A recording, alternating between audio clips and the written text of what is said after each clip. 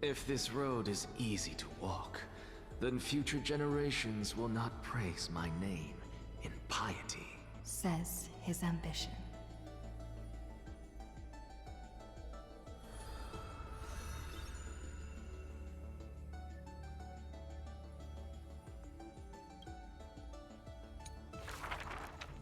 On the day that the grove fell, he accepted his defeat and demise, as if embracing truth and heresy.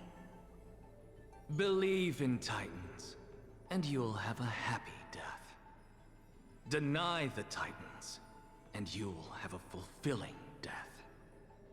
Yet as the lightened soul bids farewell to its heavy shell, a Titan made an untimely call. Do not be startled, child of humanity. You have a final query in this world. You finally came. He does not seem shocked, and lets the core flame take over his shell. Be more punctual next time, if you will. Upon his first meeting with the Titan, the blasphemer is already on his best behavior. And towards the suggestion to reforge his body, he paid no mind. I have so kindly offered you the best body. So why do you insist upon your mortal imperfection? The scholar replies in candor. Only by retaining the various flaws can my humanity be preserved in rigor. His form remains in the mortal realm, while his spirit walks the river of soul shores.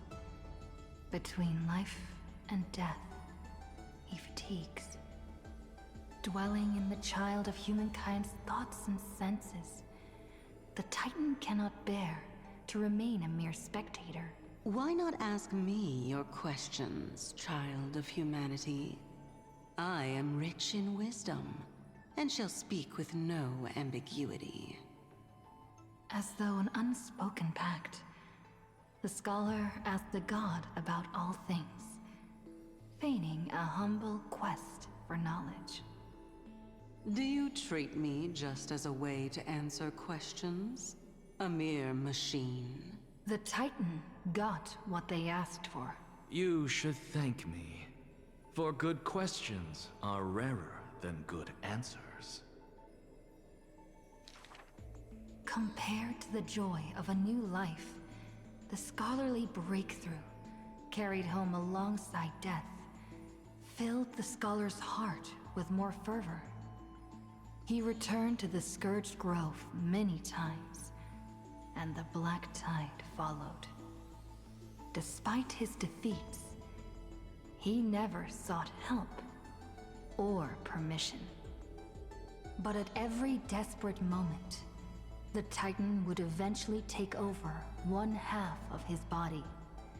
The union of man and God, a flawed and clumsy choreography. It happened but once, a perfect harmony. One man, one God, speaking in one breath. Stop stepping forward at the same time as me.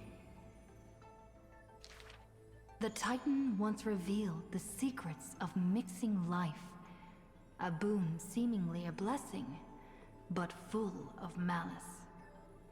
What a tempting bait. But that's not my desired chalice. Divine power is within his reach, but the scholar is not moved by that essence. This long and abnormal temptation is also a trial of elevation.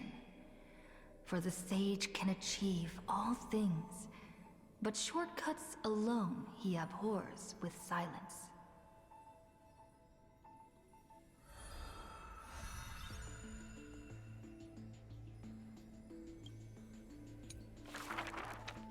Teacher, in this tumultuous world, have you thought about your will?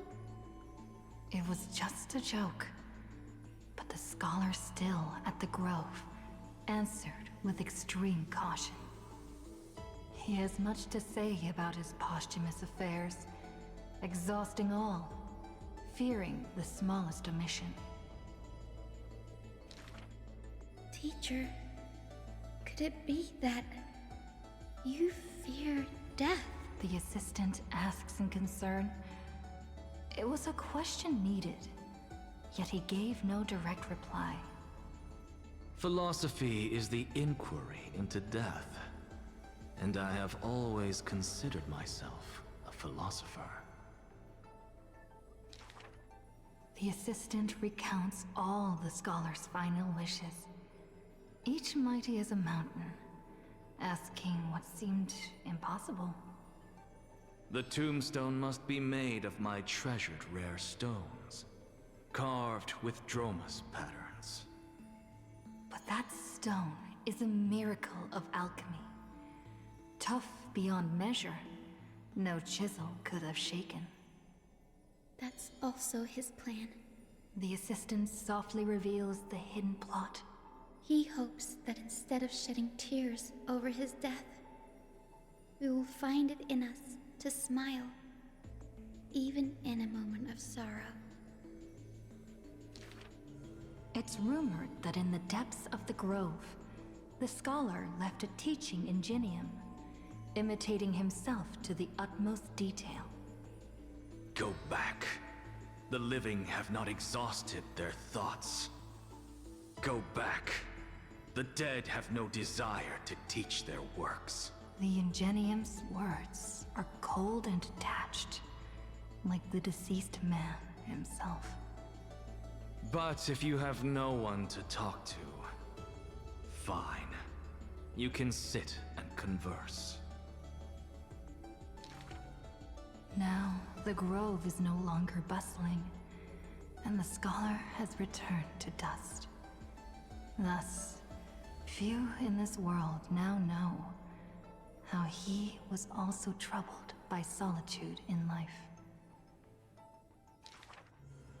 Someone once suggested, Perhaps your ambition should also find its place among your final wishes. Pointless notion. he dismissed in derision. Unveiling the countenance of the gods is a task for the living. Perhaps that is his haughty position. Such a melancholy topic, yet he insists on feigning a twist, avoiding it altogether. Perhaps these chapters should not be retained. Most are from the scholar's handwritten drafts, shown without his permission. Yet there seems to be a voice there in remonstration. It's just the past. What harm is there in revelation? Even in passing, his hubris still resounds in reverberation. The smaller a thing is, the more it shows its weight. The more foolish my name is, the more glory my achievements will be in comparison.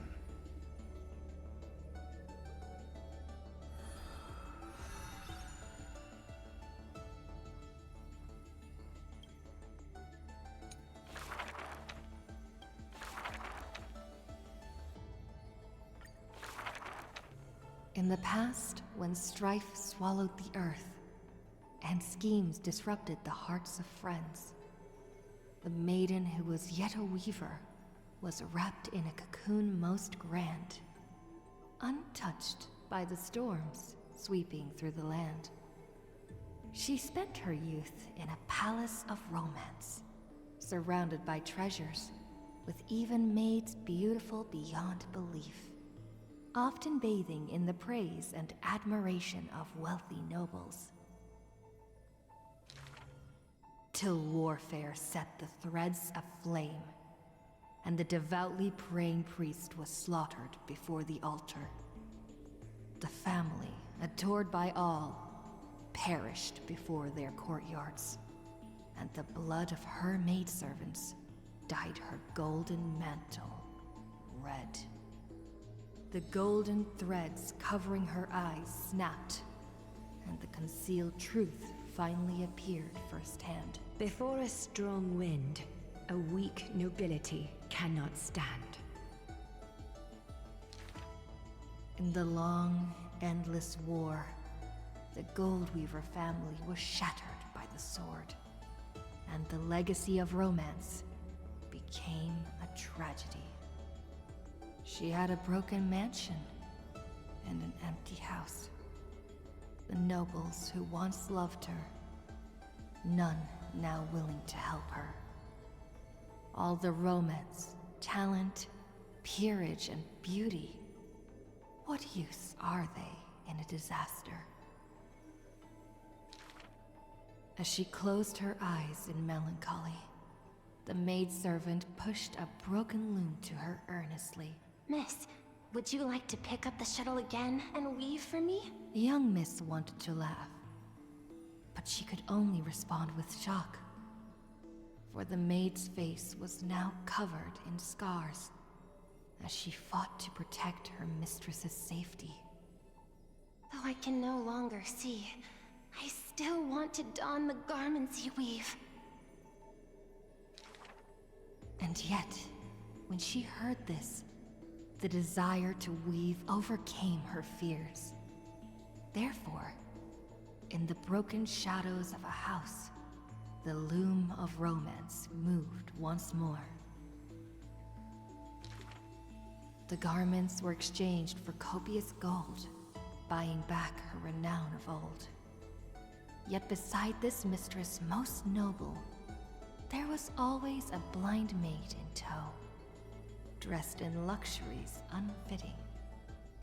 As the weaver attended banquets, the praises of her youth returned. That majestic lady must be Nestia in the flesh. But harsh words also joined. The mistress's beauty is quite reduced by a maidservant so unsightly.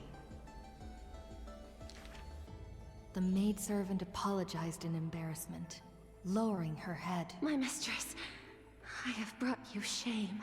Yet her mistress brought her to the middle of the ball, having her garbed in the latest dress, as the model.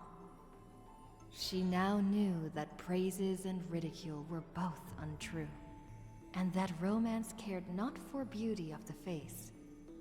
The golden thread of gods exists only within. She is no longer that helpless girl.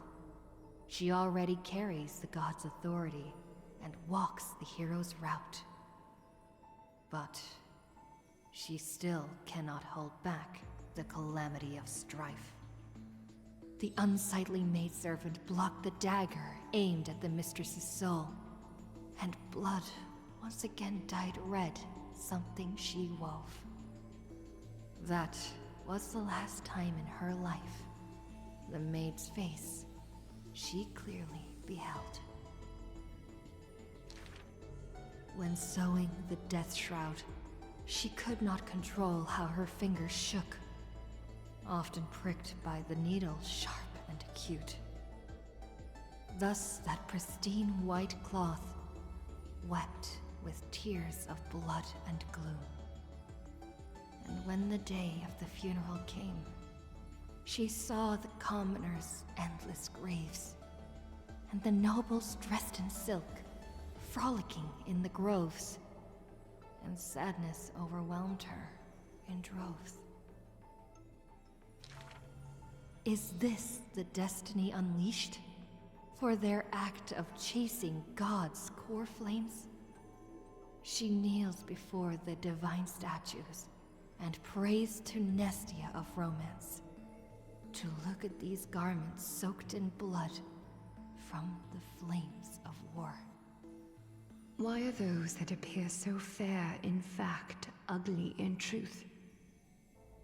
Why do faces unsightly contain souls cut from noble cloth? Why can the blind see the light? And why do those with eyes only see night? The dying god remains silent. If you no longer have the power to see, then with my destiny, She grasps the burning core flame, I'll exchange for eyes that can see everything. Warm liquid flows from her eyes that now see all. In that instance, she is sure that she saw the manifestation of beauty.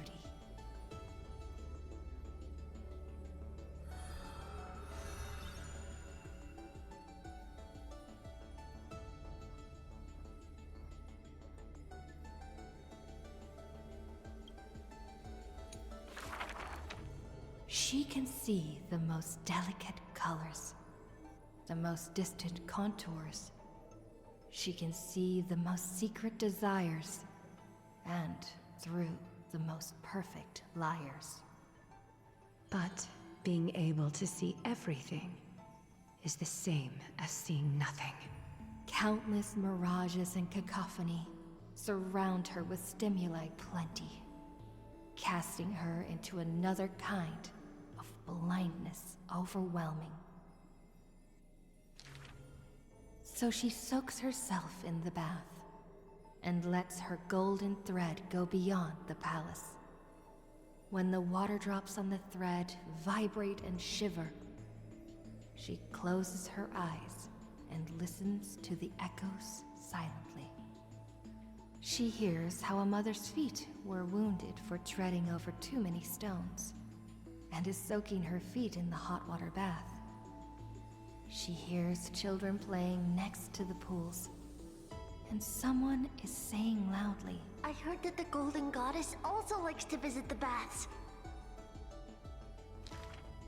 She is used to bathing alone. At the start of the hours of lucid or parting, her golden hair spread in the water like a throne, like the scattered golden threads, wrapping her again in a cocoon. Yanis's holy maiden silently walks over, scooping up water to wash the weaver's hair, as if cleansing the bough of a laurel tree. That is when the one who sees the core flame finally knows. There's no difference between a demigod and a true deity. The golden blood that congealed through divinity only in this heavy heat can temporarily flow. And let this golden butterfly feel a fleeting warmth. Just as she had once touched her own face, falls the final tear her eyes will ever produce. Teacher, I had a dream. She recounts, like a young girl on a whim. The sound of the water repels all disruptions in speech. Such peaceful rest, such sweet dreams. She dreamed of how she was a naive noble girl, ignorant of the world. She dreamed of the countless nights when she worked, in the courtyards she weaved. She dreamed of being before the vine-covered temple, where the wind blew by in a violent stream. Lastly, she dreamed of the prophecy that she heeded, how the ancient sound came through the 1,000 waves and could not be heard clearly in her dream.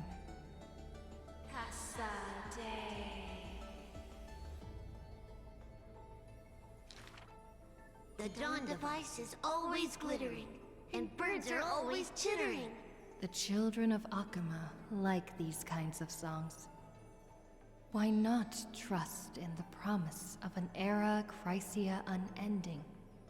Like how children believe in fairy tales, passed down unceasing. But will the dawn device truly shine forever? Will the voices of songbirds not one day turn hoarse? In the golden bath in times gone by, she pierced her eyes, for she saw the all-too-dazzling future of everyone. That future was nothing compared to false promises.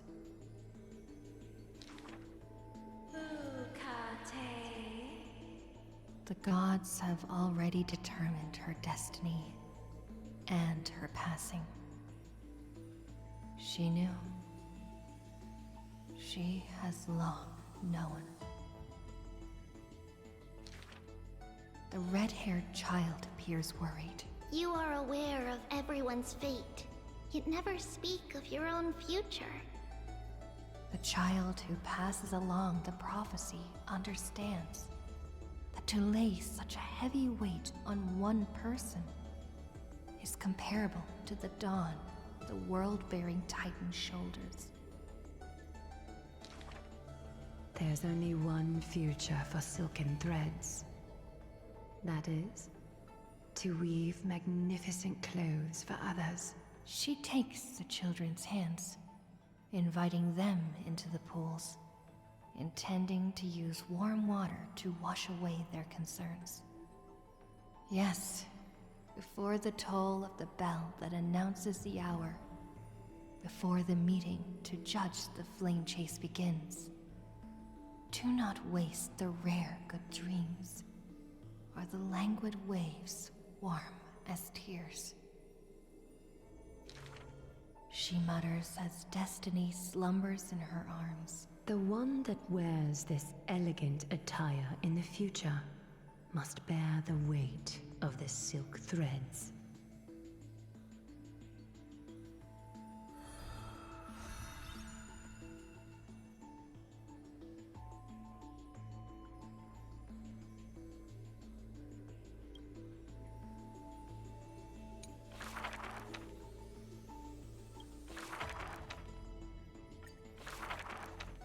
To die for glory is not eternal sleep.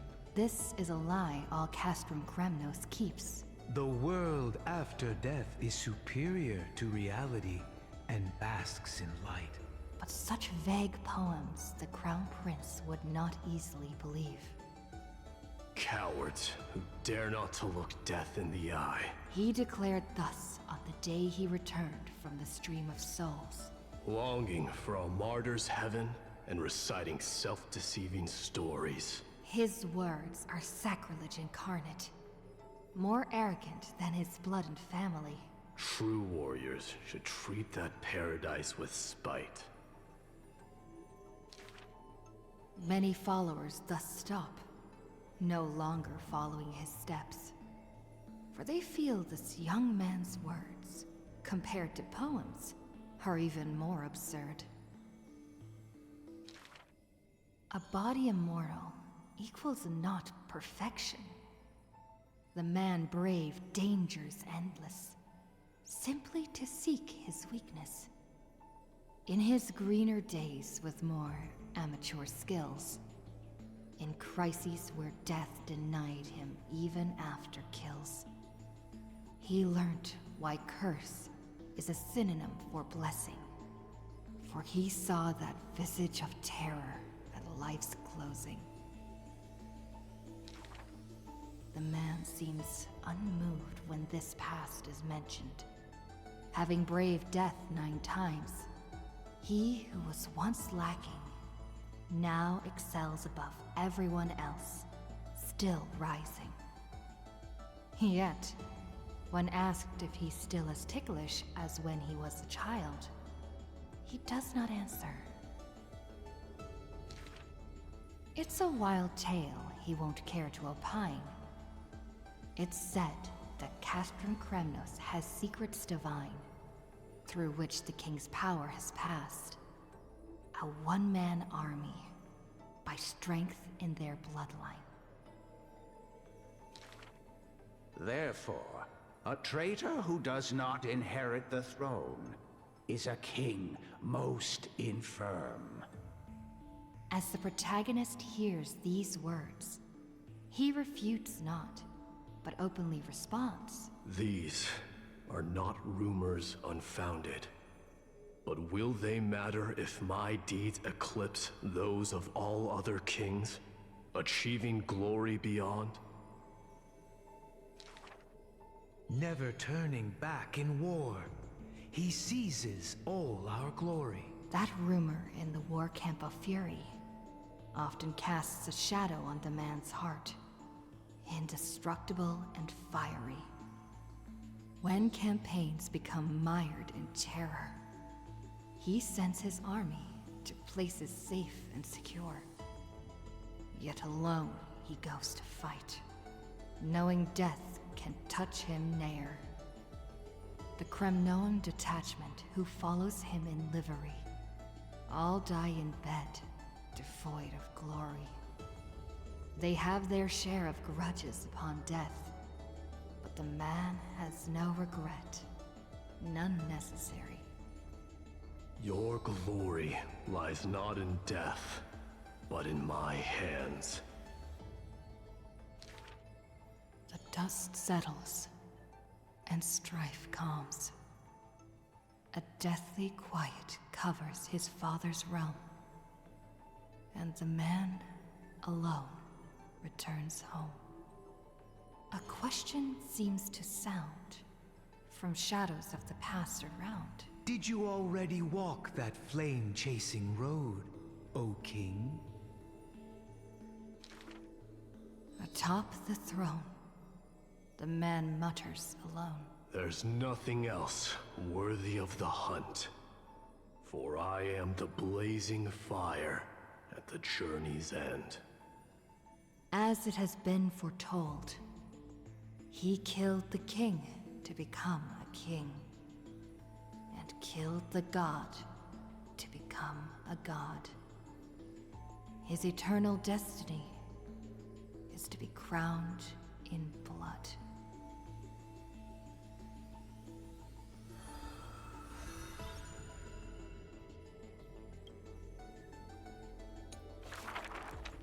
As always, to perceive the man's fury, one must do so 7,000 paces away. The Kremnos he guards is once again shrouded by mist. Rust, blood, and fire are the ceremonial ode to the demigod. There is no one to witness or to give cheers of glory. The final Kremnos festival goes on without end. The victor shall embrace death and silence, and his glory will only be remembered by the defeated array. For that man, laws and seals no longer have meaning. War and battle never cease for a single minute, each passing day indistinguishable, morning and night entwined. The corpses pile up, filling ravines, forming mountains strong. He carved time with peak's edge, and counted the fleeting years by fires of war. Sometimes the lion would climb to the hilltop to look down on the world and search for friends in longing. The distant heavens and earth stretched vast and boundless, but their endlessness felt ever more remote. Like Nikador, he cannot escape madness's clutches. Guarding the city alone and embroiled in war, the murmurs of the Black Tide constantly sound in his ears. Yet a flame soars up his chest every moment, casting a light upon the indomitable path behind him. Memories seal the echoes of the past as the man strides into battle, fists clenched fast. He is the wound this world must bear, the new king before whom old gods despair.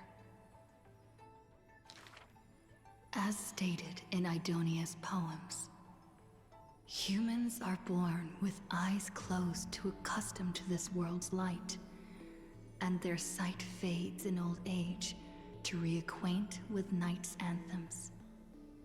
But the man did not bow to the decay of time, rejecting the lure of death's call. With each return from the brink of death, his eyes burn with fury, fixed upon his foes, until everything suddenly faded away, like a surging black tide, swallowing all into nothingness.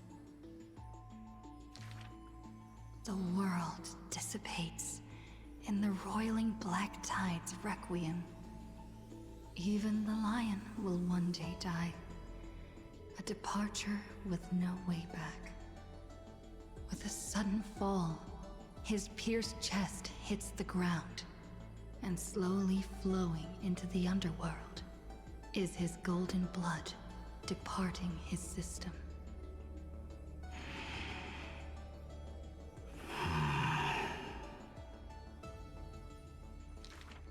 But that gaze, fierce as flame, never dimmed, not even in death. Looking beyond those flame-seeking figures, reaching far toward the endless horizon. In the morrow's sky, the stars will chant. The lone king of Kremnos is called Mighty. His journey was one of ceaseless, eternal warfare. And behind him, he left a world ablaze with glory.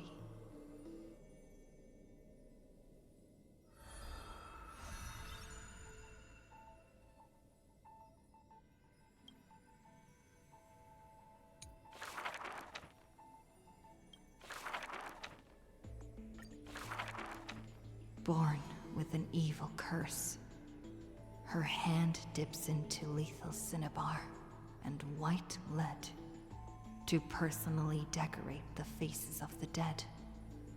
Her skills are said to bestow beauty on anyone, even transforming their appearance completely. Many skills were born out of her seclusion, but it painted her dwelling in a gloomy vision. Only a select few have set foot in this mansion, and the thief and the weaver were two such lucky persons. The girl converses with all items in the house. Specimens, tea sets, and even pillows in profusion, as if she can hear the responses of these non-living things. I have always lived in isolation.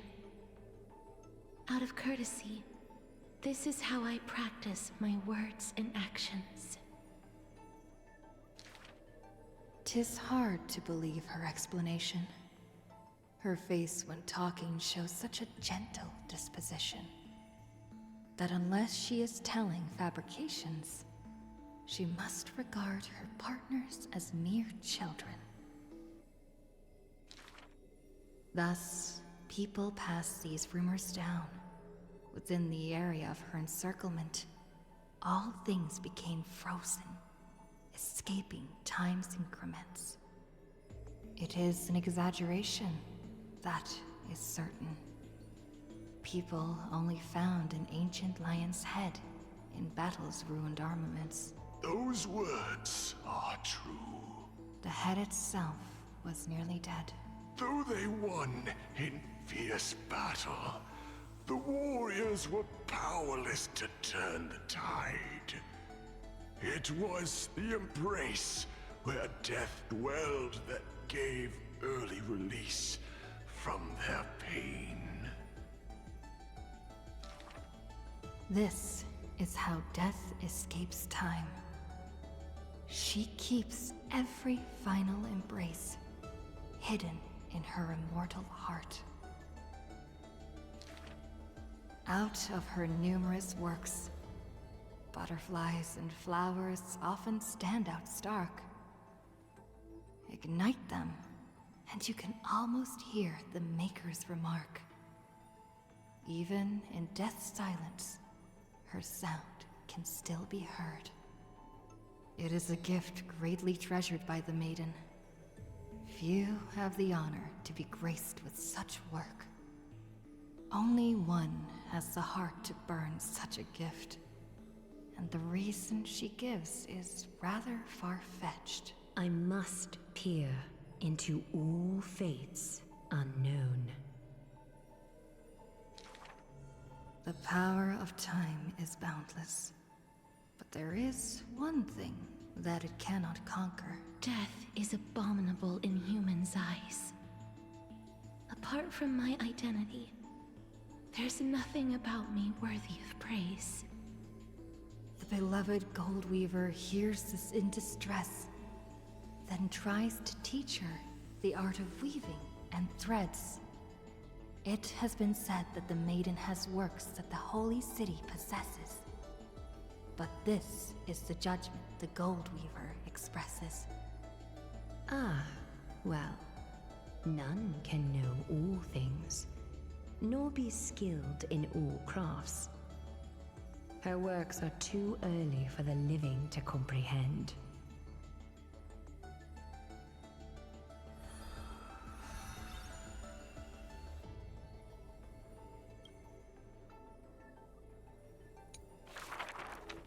To the dead, when she bids farewell, she casts this slate into the fire, an act futile. I have never heard of lands with such customs. At this time, something drizzles down the slate, full of colors, seemingly tears for the Reaper of Chills. It turns out the slate is inscribed with poems, and every phrase is diligently colored with skill. Before people pass away, I write down these poems. That is the limit of the girl's answer, and she only responds with silence for requests to read these poems. As time goes by, she finally opens her petal-veiled heart, and the reason behind her reluctance to show her work is finally clear. My poems are still too green. Not worthy to be art. It stems from the girl's shame and discomfort. It seems the girl once also loved to imagine with effort, and many wild tales were written on her part. A misunderstanding was what made her cease this art. It was a pair of arch-enemies who gained fame in the war.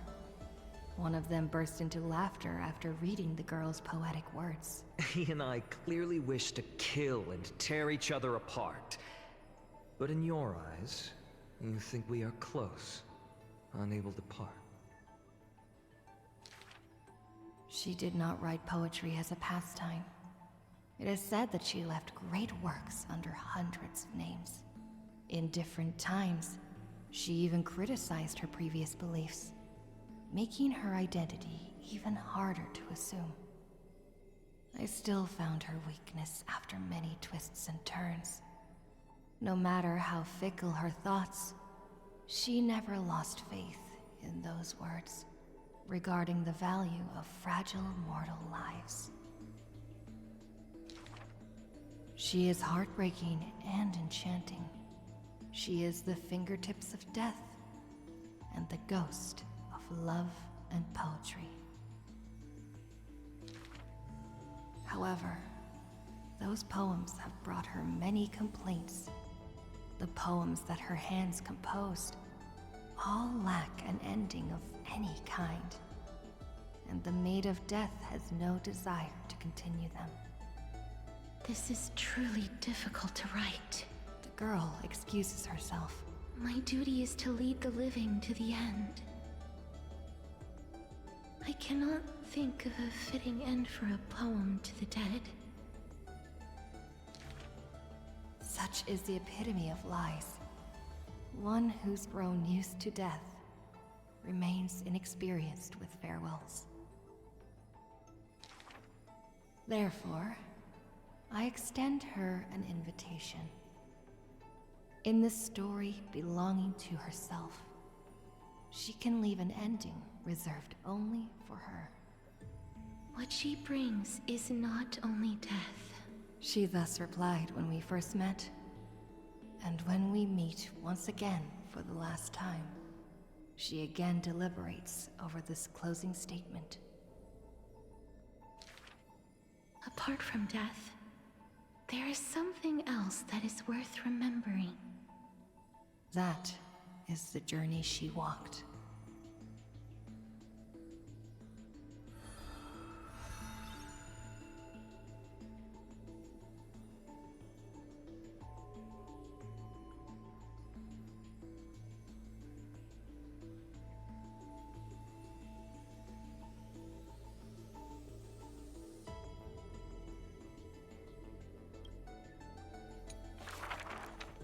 The two girls frolicked in the wheat fields, fleet as